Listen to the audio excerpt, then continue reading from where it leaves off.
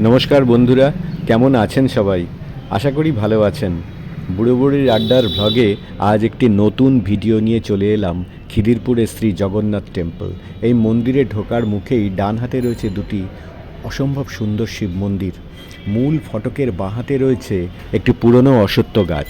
এখানে আপনাকে জুতো ছেড়ে মূল মন্দিরে প্রবেশ করতে হবে। মূল মন্দিরের প্রবেশদ্বারে দুপাশে রয়েছে দুটি খুব সুন্দর সিংহ এবং রাধাকৃষ্ণের মূর্তি, আর ডান দিকে রয়েছে মা বটমঙ্গল মন্দির। এইখানে মা বটমঙ্গলা অধিষ্ঠাত্রী রয়েছেন। চলুন মন্দিরের ভেতরে ঢুকে পড়া যাক।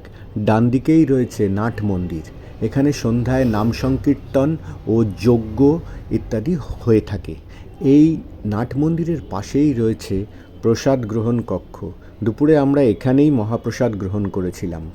চলুন মন্দিরের ভেতরটা এবার ঘুরে দেওয়া যাক। মূল ফটকে ঢুকতেই যে অরুণ স্তম্ভের কথা বলেছিলাম, খোঁজ নিয়ে জানতে পারলাম পুরীর মন্দিরে যেরকম অরুণ স্তম্ভ রয়েছে, এখানেও একইভাবে অরুণ স্তম্ভ রয়েছে। এই অরুণ স্তম্ভের পাশেই রয়েছে তুলসী মঞ্চ। এখানে মা তুলসী দেবী অধিষ্ঠাত্রী রয়েছেন। চলুন মা তুলসীর সুন্দর মূর্তিটি আমরা দর্শন করে নিই। জয় মা তুলসী, জয় মা। এখানে সবাই প্রদীপ এবং ধূপ নিবেদন করছেন মা তুলসীর উদ্দেশ্যে। জয় মা। চলুন এরপরে মন্দিরের যে মূল ফটক বা মেন মন্দির, তার ওপরে মা গজলক্ষ্মী একটি ছোট্ট মূর্তি রয়েছে।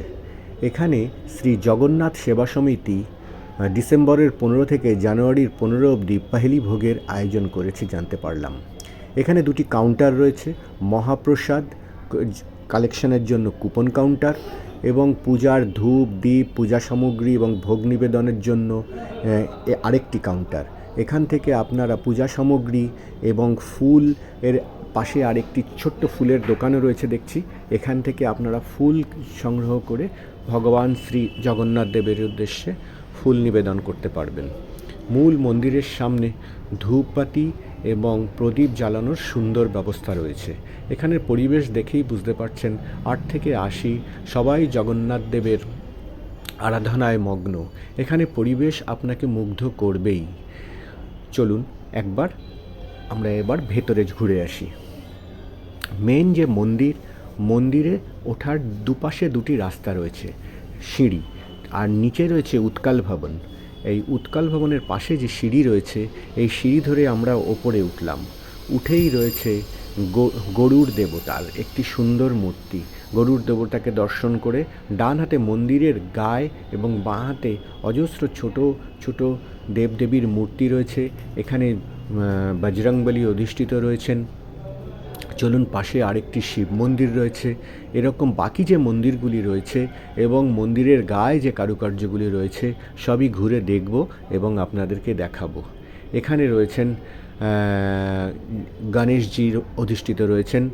গণেশজির মন্দিরের পাশেই রয়েছে সরস্বতী মন্দির। এখানে মা সরস্বতীর দর্শনও আমরা করব। জয় মা সরস্বতী। সরস্বতীকে সুন্দর করে এখানে প্রতিষ্ঠিত করা রয়েছে।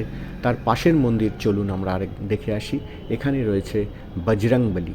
জয় শ্রী বজরংবলী। শ্রী গুরু চরণ সরজ রজ নিজগুণ মকর সুধারি বরুণ রঘুবর বিমল সুদায়ক ফলচারী।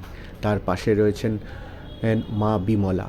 এই মা বিমলার দর্শন করে আমরা তার পাশে ভগবত মন্দির, এখানের জগন্নাথ বলরাম এবং সুভদ্রা অধিষ্ঠিত রয়েছেন। মন্দিরের গায়ে অসংখ্য কারুকার্য রয়েছে।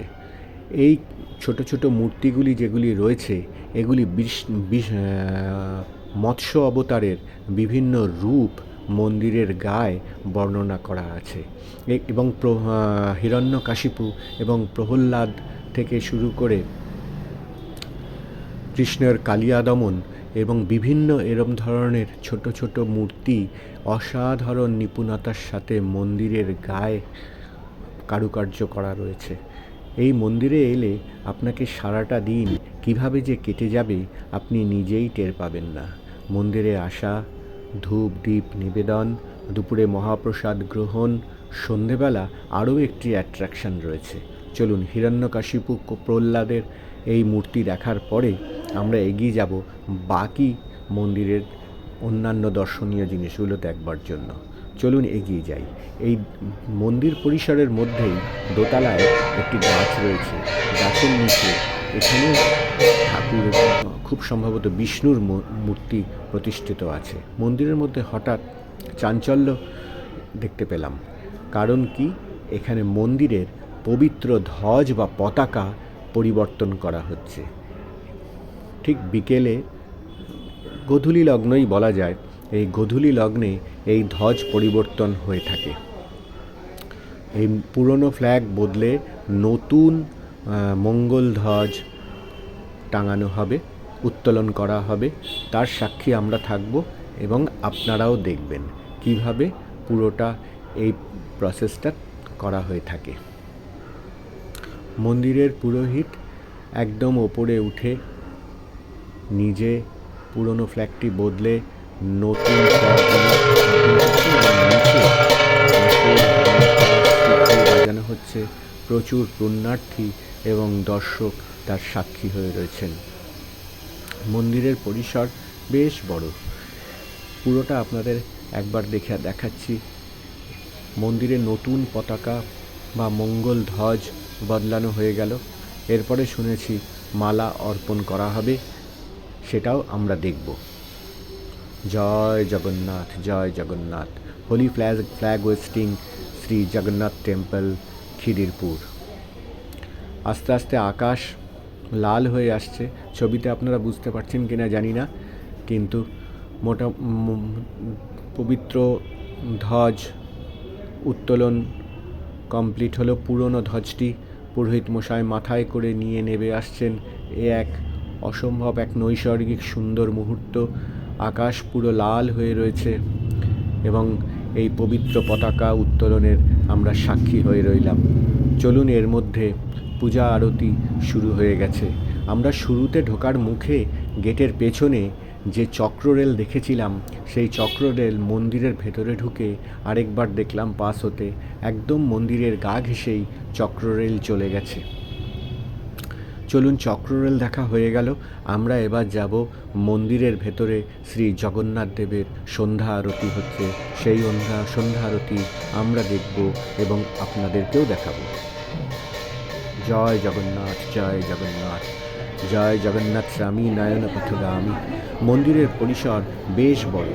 ওপর থেকে সন্ধেবেলা আরও পুণ্যার্থীরা আসছেন এবং ধূপ এবং দীপ নিবেদন করছেন।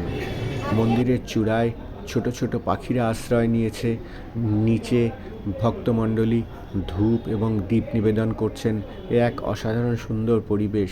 এখানে সকালবেলা চলে এলে সারাটা দিন আপনার যে কিভাবে কেটে যাবে আপনি নিজেই টের পাবেন না।